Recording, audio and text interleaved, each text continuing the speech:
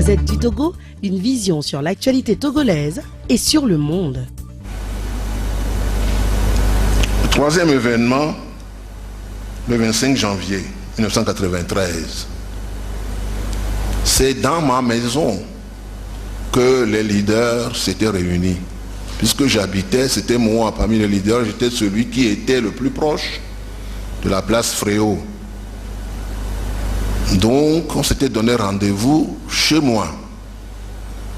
À l'exception de Ninevi, tout le monde était là. Ninevi est resté chez lui, était en train de coordonner les affaires avec Kodjo Agbeobe, puisqu'il avait des informations comme quoi les choses allaient mal, donc il appelait Kodjo Agbeobe.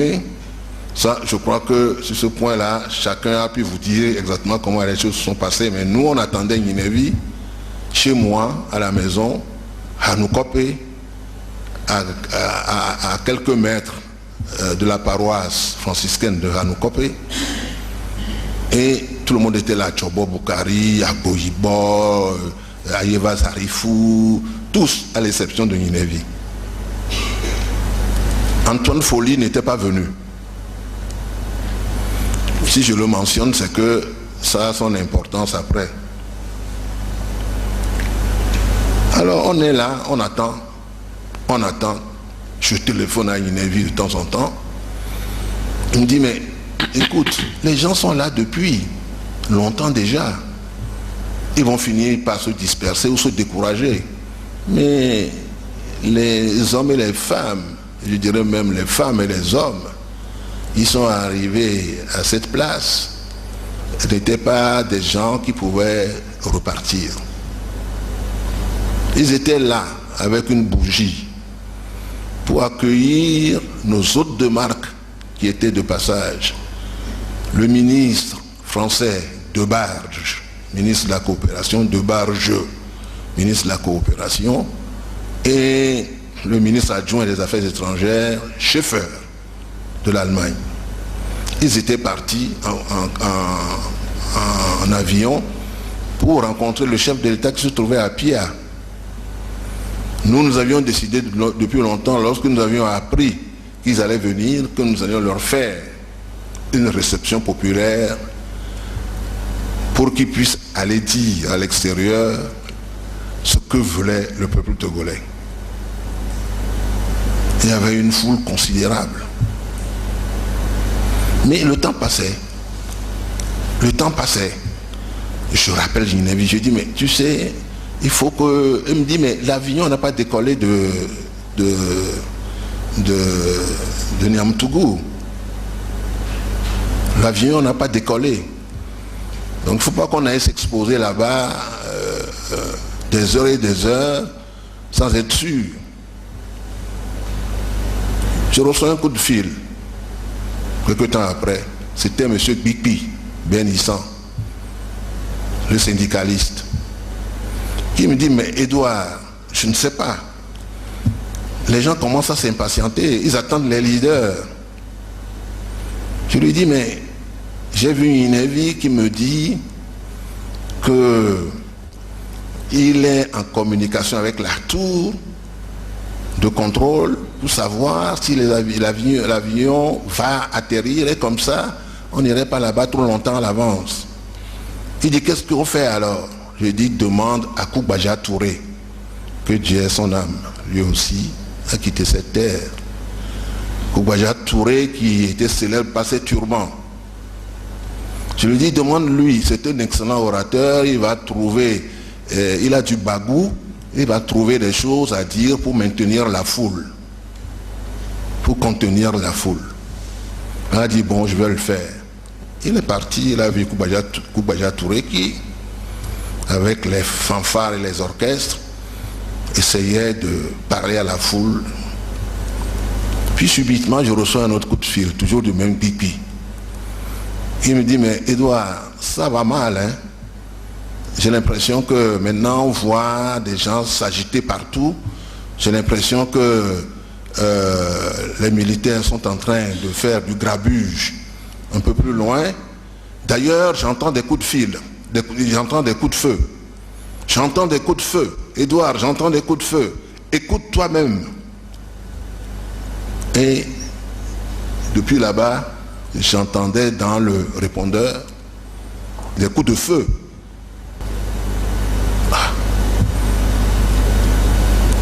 Qui me dit, écoute, moi je vais me mettre à l'abri. Je dis, mais vas-y. Il est parti. J'appelle Antoine Folly, qui lui habitait aussi pas loin de la pharmacie Mathia. Je lui dis, mais Antoine, mais toi tu es aux premières loges là. Comment ça va là-bas? Il me dit, ah oui, je vois des gens courir de partout. Ah oui, je vois des gens courir de partout. J'entends des coups de feu. Écoute Édouard, on se reverra. Lui aussi, il s'est évaporé dans la nature. Qui peut lui reprocher? Alors j'informe Minevi, j'informe les camarades et on décide qu'il faut que chacun rentre chez soi. Moi je suis resté chez moi. Je voulais partir quelque part. Le commissaire Adomayapo était retraité à l'époque, c'est un de mes très grands amis. Il m'a dit non, non, non, non, Édouard, tu ne bouges pas d'ici, reste chez toi tranquillement. Si tu prends un chemin quelconque, tu vas risquer de tomber sur des choses que tu n'as pas prévues et ça peut aller très mal. Donc je suis resté chez moi. Les camarades sont partis un à gauche, chacun chez soi. Le bilan fut lourd, en perte de vies humaines. Et nous devons avoir une pensée émue pour tous ceux qui sont tombés ce jour-là. On a vu des femmes âgées essayant de grimper des murs pour tomber dans des maisons. On les a vus tomber. Les images de cette affaire existent. Il y a eu une cassette qui a été filmé qui a été fait par un cinéaste amateur, quelqu'un qui est là, qui a utilisé sa caméra pour prendre. Et j'ai vu de mes propres yeux que c'était des militaires qui avaient fait cette affaire. Le bilan humain était lourd, le bilan matériel était encore lourd. Toutes les voitures qui ont ramené des délégations et qui étaient là, surtout les doubles cabines de l'UTD, mon parti, que je mettais à la disposition du Côte 2 pour des manifestations de cette nature, 2 doubles cabines ont été brûlées. On se rappelle que les militaires déversaient de l'essence sur les voitures puis mettaient le feu. J'ai perdu 2 doubles cabines dans cette affaire. Sans compter la patrouille de la séquestration, sans compter la maison. Alors de grâce, quand des fois on entend les gens poser des critiques à l'encontre de certains leaders, ma foi, ça peut faire mal parce qu'ils ne savent pas ce qu'ils ont souffert. Voilà pour ce qui concerne le 25 janvier. Merci, Monsieur le Premier ministre. Il y a Madame Ahiagno qui voudrait maintenant vous poser des questions. Excellence, moi je voudrais revenir sur la tragédie de Fréau-Jardin. Je voudrais avoir quelques précisions sur le lieu où je ne sais pas si c'est la marche devait avoir lieu. Est-ce que le premier lieu, est-ce qu'il y avait, c'était destiné quelque part, après il y a eu un changement de lieu selon les témoignages qu'on a eus, et puis des précisions sur l'heure exacte où la population devrait se rassembler pour accueillir les étrangers qui étaient là. Je voudrais... C'était au jardin Fréau que la population s'était rassemblée. C'était au jardin Fréau. On avait fait un podium pour asseoir les personnalités, disons les leaders des partis politiques et surtout nos hôtes. Donc tout était prévu à la place Fréau.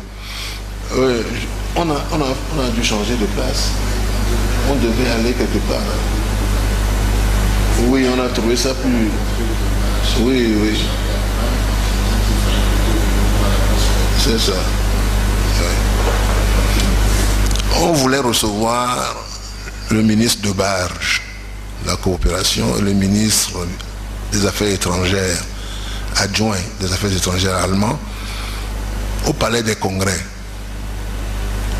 Et puis, on a dû changer d'avis parce que on se disait que c'était quand même pas l'endroit idéal pour les opposants recevoir les personnalités étrangères. On avait opté depuis longtemps pour les jardins Fréaux. Les heures, on devrait normalement être là-bas à partir de 15 heures. Hein. Mais la population était là-bas depuis midi. La population était là-bas depuis midi.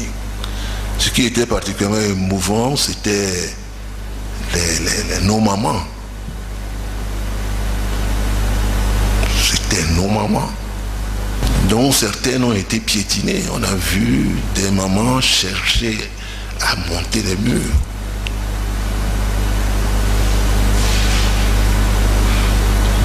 Bon, ouais, tout ça.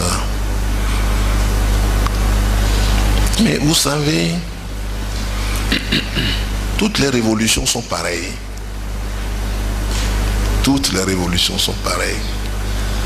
Elles sont toujours porteuses d'éléments d'émotion, des choses qui ne s'acceptent pas facilement, des situations totalement navrantes. Mais il faut aujourd'hui avoir une vision globale de ce que c'est qu'une révolution. C'est une vraie révolution qu'on a entamée. Et comme toutes les révolutions, elle va dans toutes les directions. Une révolution populaire, si vous ne pouvez jamais l'encadrer comme il faut, elle va dans toutes les directions. On a vu des révolutions dans nos pays, en Europe, dans l'histoire. Des révolutions populaires qui ont accouché des régimes de droite, des régimes totalement bourgeois, ainsi de suite.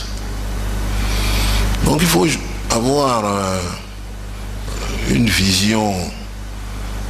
On ne peut pas enlever le pathos. C'est très difficile de faire fi du pathos. Mais il faut quand même prendre encore là également du recul.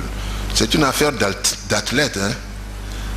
Le pardon, c'est une affaire d'athlète. C'est une affaire d'athlète, le pardon. Il faut 100 fois sur le métier remettre l'ouvrage et se dire que quelque part on fait bien, dire que quelque part ça me coûte, mais je sais que ce qu'on fait là c'est bien.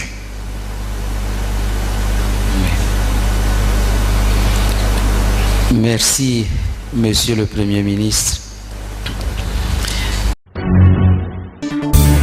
La Gazette du Togo, une vision sur l'actualité togolaise et sur le monde.